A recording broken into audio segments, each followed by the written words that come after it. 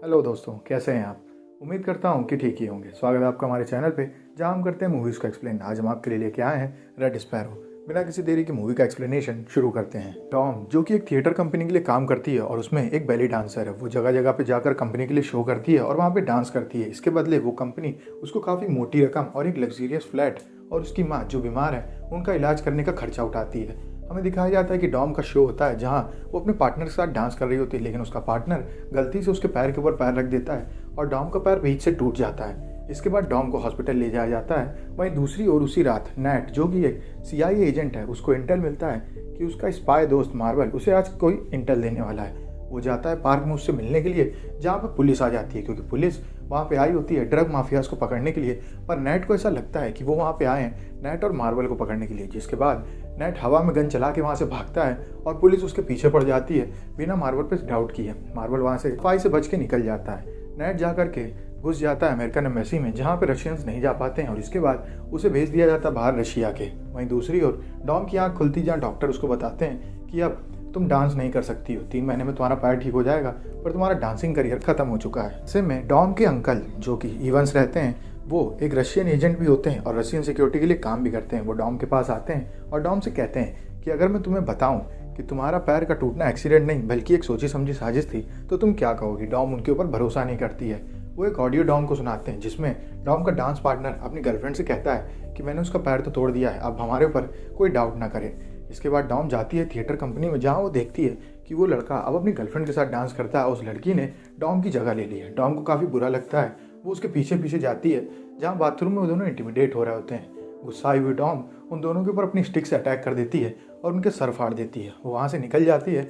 इसके बाद जब उसका गुस्सा ठंडा होता है तो वो पुलिस को फ़ोन करके बता देती है कि बाथरूम में गिरने की वजह से उनके साथ हादसा हो गया। उसके अंकल इवंस उसके पास आते हैं और उससे कहते हैं कि कंपनी को तो पता ही है कि तुम अब डांस नहीं कर सकती हो, के बाद तुम्हारी मदर का इलाज भी नहीं तुम करा पाओगी और इस लग्जरियस अपार्टमेंट का खर्चा भी नहीं तुम दे पाओगी। अगर तुम्हें ये सब करना है तो उसके लिए तुम्हें हमारे लिए काम करना होगा। हम तुम्हारी माँ को कहीं नहीं ले जाएंगे और तुम्हें इस अपार्टमेंट से भी कहीं जाना नहीं पड़ेगा। हम तुम्हारे सारे खर्चे अपने ऊपर रख लेंगे। डॉम, जिसके पास कोई और चारा नहीं होता है, वो कहती है मुझे क्या काम करना होगा। वो उसको बताते हैं कि एक गैंगस्टर है जिससे मिलने तुम पब में जाओगी। तुम्हें किसी भी हालत में उसको सेड्यूस करके रूम में ले आना है, जहाँ पे हमारा एजेंट खड़ा होगा और उसको मार देगा।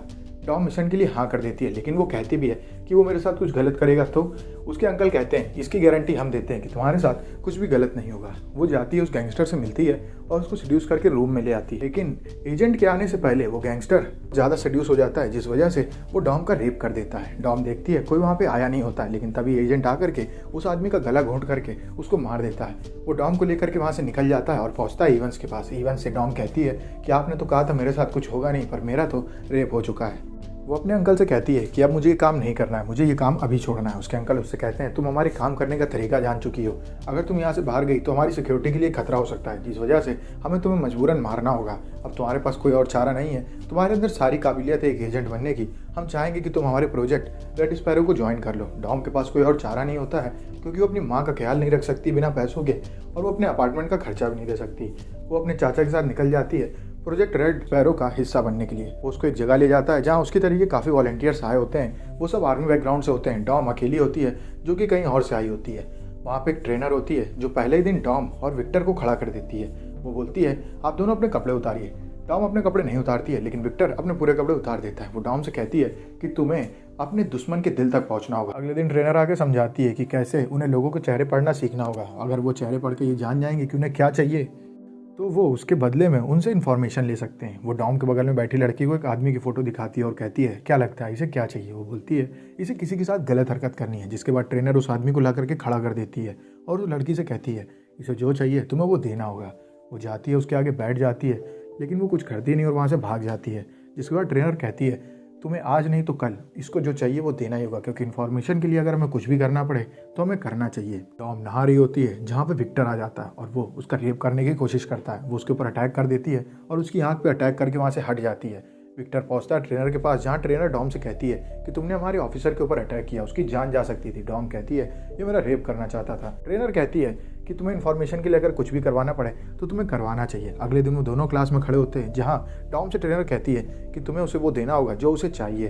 डॉम उसके आगे नेकेड खड़ी हो जाती है और उससे कहती है तुम्हें जो लेना हो ले लो आकर के। लेकिन उसका कॉन्फिडेंस देख करके विक्टर पावर नहीं जनरेट कर पाता है और वहाँ से शर्मा के हट जाता है। डॉम कहती है इसको पावर चाहिए। वहीं नेट ये नोटिस करता है कि उसके पीछे रशियन एजेंट अमेरिका में भी लगे हुए हैं। वो पहुंचता है अपने ऑफिस में, जहाँ वो एजेंट से कहता है कि आपको लगता है कि यहाँ पे मेरे पीछे एजेंट्स नहीं लगे हुए हैं, वो यहाँ भी लगे हुए हैं और मार्वल आपको इन्फॉर्मेशन दे पा रहा है। उसका एजेंट उससे बताता है कि मार्वल हमसे कम्युनिकेट करने को तैयार ही नहीं है। नेट बोलता है कि मैं जाऊंगा रशिया और मार्वल से मिलूंगा और ये कह दूंगा कि मेरी जगह अब वो आपको इन्फॉर्मेशन दे, और नेट निकल पड़ता है रशिया के लिए। दूसरी ओर इवंस, जो कि ये जानते हैं कि नेट वापस आने वाला है और उन्हें यह भी पता है कि नेट वहाँ पे पार्क में आया था मिलने अपने एक साथी से जिसका नाम मार्वल है, पर उन्हें यह नहीं पता कि मार्वल कौन है। इसके लिए एक एजेंट को तैयार करते हैं और ये कोई और नहीं डॉम होती है। डॉम से वो कहते हैं कि तुम्हें जाना होगा नेट के पास, उससे नज़दीकियाँ बढ़ानी होगी और ये पता लगाना होगा कि मार्वल कौन है। एक बार तुमने ये कर लिया, तुम्हारा मिशन वहीं पे खत्म और तुम वापस आ जाओगी। इवंस भेज देता है डोमिनिक को रशिया के बाहर। वो उसको एक पासपोर्ट देता है जिसमें उसका नाम कटरीना होता है। वो पहुंचती है जहाँ पे नेट होता है। नेट की स्विमिंग क्लासेस वो ज्वाइन करती है और वहाँ पे अपना नाम लिखवाती है डोमिनिक। वो नेट से बात करने की कोशिश करती है। नेट को उसके ऊपर पहले दिन से डाउट होता है। वो उससे पूछता भी है तुम तो रशियन हो, तुम यहाँ क्या कर रही हो। वो उसको बताती है कि मैं यहाँ पे रशियन एम्बेसी में काम करती हूँ एक ट्रांसलेटर की तरीके। वो बोलता है मैंने तुम्हें कभी मीटिंग्स में तो देखा नहीं। उसको बताती है कि मैं अभी नई आई हूँ और अभी मैंने 2-3 दिन पहले स्टार्ट किया है। बीच जब वो स्विमिंग क्लासेस में जाती है तो वहाँ उसको पता चलता है कि किसी ने उसका आई कार्ड गायब कर दिया और ये कोई और नहीं नेट होता है। नेट उसका आई कार्ड लेकर के जाता है अपनी एम्बेसी में, जहाँ पे अपने एजेंट से बात करके बोलता है इसका नाम वैसे तो कटरीना है लेकिन यहाँ पे उसने डोमिनिक नाम लिखवाया हुआ है, ये पक्का कोई एजेंट है। उसको पता चलता है कि उसका अंकल इवंस है जो कि रशियन सिक्योरिटी में काम करता है। नेट को ये डाउट हो जाता है कि डॉम पक्का एक रेड स्पैरो है क्योंकि वो इवंस की भतीजी है। वो अपने साथियों से कहता है कि मैं चाहूँगा कि हम लोगों के लिए डबल एजेंट बन जाए, ये हमें जितनी इन्फॉर्मेशन दे सकती है वो कोई और नहीं दे सकता है। उसके साथी कहते हैं अगर वो रेड स्पैरो है तो हमें उससे दूरी रहना चाहिए क्योंकि ये बहुत खतरनाक होते हैं। वही दूसरी ओर डॉम पहुंचती है अपने सीनियर के पास और उससे कहती है कि मेरी मीटिंग फिक्स करवाइए रशियन एम्बेसी में, क्योंकि नेट को उसके ऊपर शक हो गया होता है। वो रशियन एम्बेसी पहुंचती है जहाँ पे नेट भी आया होता है। नेट को पक्का यकीन हो जाता है कि डॉम रशियन एम्बेसी के लिए काम करती है। उन दोनों की धीमे धीमे नज़दीकियाँ बढ़ती हैं, जहाँ नेट ये बोल देता है एक दिन उससे कि मैं जानता हूँ कि तुम रेड स्पैरो हो। वहीं इसी बीच देर होने की वजह से उसका सीनियर शिकायत कर देता है इवंस से, जहाँ इवंस मिलने आता है डॉम से। वो कहता है कि तुम काम करने में इतना देर क्यों लगा रही हो। डॉम उनसे कहती है कि मैं अपने साथी की प्रोजेक्ट करने में हेल्प कर रही होती हूँ। असल में जो उसकी फ्लैटमेट होती है वो भी एक एजेंट होती है और उसको काम मिला होता है एक अमेरिकन चीफ ऑफ सेक्रेटरी से इन्फॉर्मेशन चुराने का, और इसके बदले वो उसको $2.5 लाख दे रही होती है। ये बात जानने के बाद इवंस कहता है तुम्हें ये बातें बाहर डिस्कस नहीं करनी चाहिए क्योंकि हम अपना प्लान किसी के साथ भी शेयर नहीं करते हैं। वो कहता है जल्दी बताओ कि तुम्हारा काम कब तक खत्म होगा। डॉम उससे कहती है कि मुझे ऐसा लग रहा है कि वो लोग मुझे डबल एजेंट बनाना चाहते हैं। अगर मैं एक बार डबल एजेंट बन गई तो ये हम लोगों के लिए फायदेमंद होगा। उसका चाचा उससे कहता है फौरन डबल एजेंट बन जाओ, जब भी तुम्हें ऑफर आए तुरंत डबल एजेंट बनो, इससे हमको इन्फॉर्मेशन मिलेगी और हम उन्हें अंदर से खत्म कर पाएंगे। ये बात कहने के बाद इवंस वहाँ से चला जाता है। अगले दिन डॉम जब फ्लैट के अंदर जाती है वो देखती है उसके साथी को किसी ने मार दिया और ये कोई और नहीं वो रशियन एजेंट होता है। वो कहता है हम अपना मिशन किसी के साथ शेयर नहीं करते, अगर अगली बार मुझे पता चला कि तुमने भी किसी के साथ अपना मिशन शेयर किया है तो इसकी जगह तुम होगी बाथटब में। डॉम जाती है नेट के पास, जहाँ नेट उसको लेकर के पहुंचता है CIA ऑफिस और उससे बोलता है कि हम चाहेंगे कि तुम हमारे लिए डबल एजेंट बन जाओ और मैं जो रिपोर्ट देता रहूं वो रिपोर्ट तुम उन लोगों को देते रहो जिससे उन लोगों को तुम्हारे ऊपर यकीन होता रहे। इस बीच वो ये भी बता देती है कि आपकी जो सेक्रेटरी ऑफ चीफ है वो एक करप्ट औरत है और वो आपकी इन्फॉर्मेशन हम लोगों को बेच रही थी। हमारा एक एजेंट इसमें लगा हुआ था लेकिन उसको मार दिया गया है। जिसके बाद नेट कहता है मुझे इस बात का प्रूफ चाहिए। वो अपने सीनियर के साथ उस चीफ ऑफ सेक्रेटरी से एक मीटिंग फिक्स करवाती है जहाँ पे उन लोगों को बुलाती है एक फ्लैट में, और वहीं दूसरी ओर नेट ने चारों ओर कैमरे लगाए होते हैं और उन लोगों के ऊपर स्पाई कर रहा होता है। वो उनको $2.5 लाख के बदले वो सारी इन्फॉर्मेशन सिक्योरिटी की दे देती है जो कि अमेरिका की होती है। वो सारी इन्फॉर्मेशन को रख लेती है अपने पास और नकली कैसेट दे देती है उस अमेरिकन एजेंट को। वो वहाँ से निकल जाती है। उसके बाद वो अमेरिकन एजेंट भी निकलती है पैसे लेकर के, जहाँ पे वो देखती है कि सारे अमेरिकन ने उसको चारों ओर से घेर लिया है। डरते हुए आगे निकलती है लेकिन उसको एक ट्रक टक्कर मार देता है और उसकी मौत हो जाती है। और इवंस जाता है रूम में जहाँ से वो सारी कैसेट निकाल लेता है जो कि ओरिजिनल सिक्योरिटी डॉक्यूमेंट्स होते हैं अमेरिका के। उसके ऊपर शक हो जाता है डॉम के सीनियर को और वो डॉम को लेकर के पहुंचता है एयरपोर्ट और वहाँ से भाग जाता है रशिया की ओर। उसके पीछे पीछे भागता है नेट, लेकिन डॉम उसको सिग्नल दे देती है जिसके बाद नेट उसके पीछे नहीं आता है। डॉम पहुंचती है रशिया में जहाँ पर उनको टॉर्चर किया जाता है और उनसे सवाल पूछा जाता है कि क्या तुम ही वो हो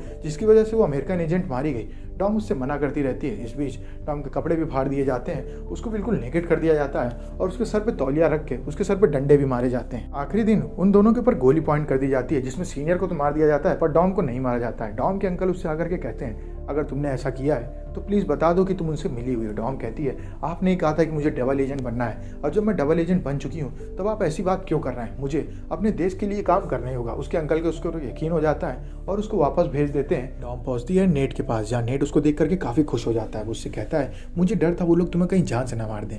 वो लोग रात में इंटिमिडेट होते हैं। जहाँ डॉम की आँख खुलती तो वो देखती है कि नेट एक कुर्सी में बंधा हुआ है और वो रशियन स्पाई वहाँ पे पहुँच चुका है जिसने गैंगस्टर को मारा होता है। वो कटर से उसकी खाल छील छील के उससे पूछता है जल्दी बताओ मार्बल कौन है। नेट उसको कुछ भी नहीं बताता है। टॉम उसका भरोसा जीतने के लिए उससे कटर छीनती है और वो नेट के पैर की खाल छील के उससे पूछती है मार्बल कौन है। वो नहीं बताता है, जिसके बाद वो अटैक कर देती है उस एजेंट के ऊपर। नेट और डॉम मिलकर के उस एजेंट को जान से मार देते हैं। इस बीच वो दोनों इतने घायल हो जाते हैं कि वो दोनों भी वहाँ पर बेहोश हो जाते हैं। डॉम की आँख खुलती है, वो एक हॉस्पिटल के बेड में होती है। उसके सामने चीफ ऑफ आर्मी खड़े होते हैं रशिया के, जो कि कहते हैं कि मुझे पता है कि तुम ही वो लड़की हो जिसने कि उस एजेंट को मारा है और तुम्हारी वजह से वो अमेरिकन एजेंट की भी जान गई। डॉम कहती है ऐसा कुछ भी नहीं है। वो उनकी बातों का उल्टा ही जवाब देती है। वो आदमी उससे कहता है कि डरने की जरूरत नहीं है, जिसको तुम लोग ढूंढ रहे हो वो मैं ही हूँ मार्बल। मैं रशिया का बहुत सगा हुआ करता था। मैं अपने देश के लिए जान देने को भी तैयार हुआ करता था, लेकिन मेरी बीवी के बीमार होने के बाद, जिसका इलाज सिर्फ एक अमेरिकन ही कर सकता था, इस वजह से रोक दिया गया क्योंकि मैं रशिया का आदमी हूँ और मेरी बीवी मेरे हाथों में मर गई। तब से मैं इस देश का वफादार नहीं रहा और मेरा एक ही मकसद है कि जिस जगह करप्शन है उस जगह जा करके उसको ख़त्म कर दो। वो डॉम से कहते हैं कि मैं चाहूँगा कि तुम मेरा नाम बता दो रशिया में और मेरी जगह तुम गद्दी को हासिल कर लो और तुम अब अमेरिका के लिए डबल एजेंट बन के उनके लिए काम करने लगो। डॉम भाग कर जाती है रशियन एम्बेसी में, जहाँ जाकर के वो इन्फॉर्मेशन दे देती है मार्बल के बारे में। इसके बाद वो वापस हॉस्पिटल में चली आती है। मार्बल अपना गेट खोल करके रात में बैठा रहता है इस उम्मीद से कि उसको रशियंस आकर के पकड़ के ले जाएंगे। डॉम को जब एक्सचेंज किया जाता है रशियन से, तब एक आदमी को वहाँ पर लेके आ जाता है जिसके मुंह में मास्क रहता है और ये कोई और नहीं इवंस रहता है। उसने इवंस को फंसा दिया होता है क्योंकि इवंस ने उसको फंसाया होता है रेड स्पैरो प्रोजेक्ट में। उसने अमेरिकन से पेमेंट ली होती है एक खाते के नाम से जो कि इवंस के नाम से होता है, और उसने नेट की गिलास जिसमें उसने बियर पी थी वो रख दी होती है इवंस के ऑफिस में, जिससे कि ये शक बन जाए कि इवंस और नेट आपस में मिले हुए हैं। और उसने काफ़ी तरीके के जाल बिछाए थे जिसमें कि इवंस इस तरीके से फंस चुका था कि अब वो कोई भी सबूत पेश करके बच नहीं सकता था। इवंस को वो लोग ले जा रहे होते हैं जहाँ रशियंस गोली मार के इवंस को खत्म कर देते हैं। टॉम का प्रमोशन हो जाता है और वो आर्मी चीफ के साथ अब रशियंस के अगेंस्ट काम करने लगती है और वो लोग इन्फॉर्मेशन देने लगते हैं अमेरिकन्स को, जहाँ उसकी माँ का भी इलाज होता है और अब उसकी जान को किसी से खतरा भी नहीं है। वो भी यहीं पे खत्म हो जाती है। अगर आपको वीडियो अच्छी लगी वीडियो को लाइक करें, चैनल को सब्सक्राइब करें। मिलते हैं आपसे नेक्स्ट वीडियो में, तब तक के लिए stay safe, stay healthy, bye bye.